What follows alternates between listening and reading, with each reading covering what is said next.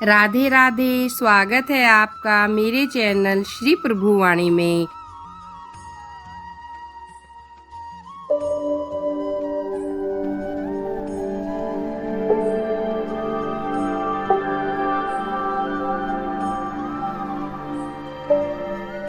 भक्तों, इस वीडियो में हम बात करेंगे गंगा दशहरे की, उसका शुभ मुहूर्त, पूजा विधि और कथा के विषय में जानेंगे। मान्यता है कि ज्येष्ठ शुक्ल पक्ष की 10वीं तिथि को माँ गंगा पहाड़ों से उतरकर हरिद्वार ब्रह्मकुंड में आई थी। तभी से गंगा दशहरा का पर्व मनाया जाता है। गंगा दशहरा के दिन गंगा नदी में स्नान करना काफ़ी शुभ माना जाता है। गंगा मैया को अति पवित्र माना जाता है, जिस कारण गंगा दशहरा के पर्व का खास महत्व होता है। गंगा दशहरा को गंगावतरण के नाम से भी जाना जाता है, जिसका मतलब है गंगा का अवतरण। गंगा दशहरा के दिन स्नान और दान का काफ़ी महत्व है। इस दिन गंगा नदी में स्नान करना काफ़ी शुभ माना जाता है। आइए जानते हैं गंगा दशहरा की शुभ मुहूर्त और तिथि। गंगा दशहरा गुरुवार जून 9, 2022 को 10वीं तिथि प्रारंभ जून 9, 2022 को सुबह 8:21 पर 10वीं तिथि समाप्त होगी जून 10 को सुबह 7:25 तक।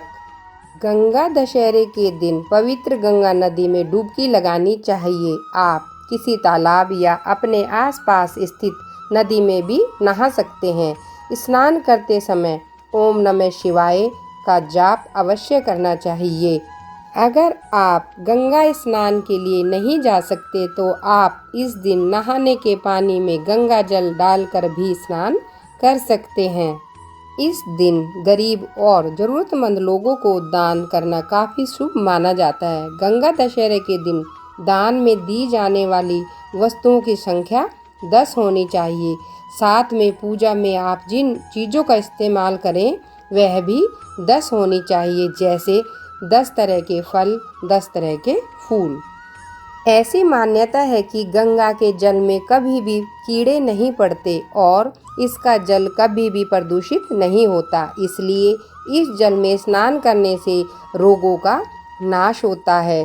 गंगा दशहरा के दिन स्नान, ध्यान और तर्पण करने से शरीर शुद्ध और मानसिक विकारों से मुक्ति होती है।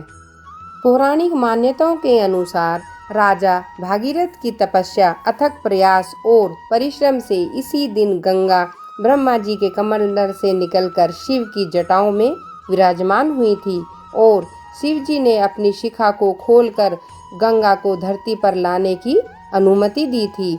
इसलिए गंगा के धरावतरण दिवस को गंगा दशहरा के नाम से जाना जाता है। आइए सुनते हैं कथा। मान्यताओं के अनुसार पृथ्वी पर बेहद प्रतापी राजा भगीरथ रहा करते थे। कहा जाता है उनके ऊपर अपने पूर्वजों को दोषों से मुक्त करवाने की एक बड़ी जिम्मेदारी थी।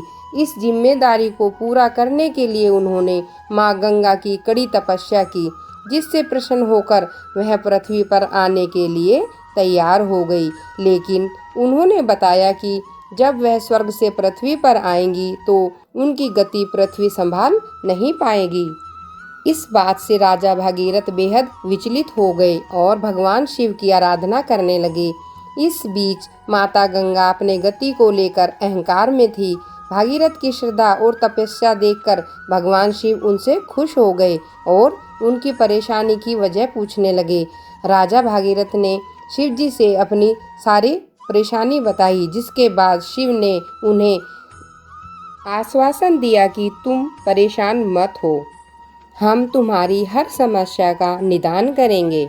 जब माँ गंगा धरती पर आ रही थी तब शिव जी ने उन्हें अपनी जटाओं में किस प्रकार लिया। भगवान शिव की जटाओं में कैद होकर विचलित हो गई थी और छटपटाने लगी। उन्होंने भगवान शिव से माफ़ी मांगी, फिर शिव ने उन्हें मुक्त कर दिया। शिव जी की जटाओं से मुक्त होने के बाद वह धरती पर 7 धाराओं में प्रवाहित हुई। राजा भागीरथ की वजह से माता गंगा का पृथ्वी पर अवतरण हुआ था, इसलिए उन्हें भागीरथी भी कहते हैं। ऐसा माना जाता है जब माँ गंगा धरती पर आई थी तब 10 शुभ योग बने हुए थे। यहाँ पर समाप्त होती है गंगा दशहरा की कहानी। आज की कथा आपके सहयोग के लिए धन्यवाद। इसी तरह जुड़े रहिए हमारे साथ।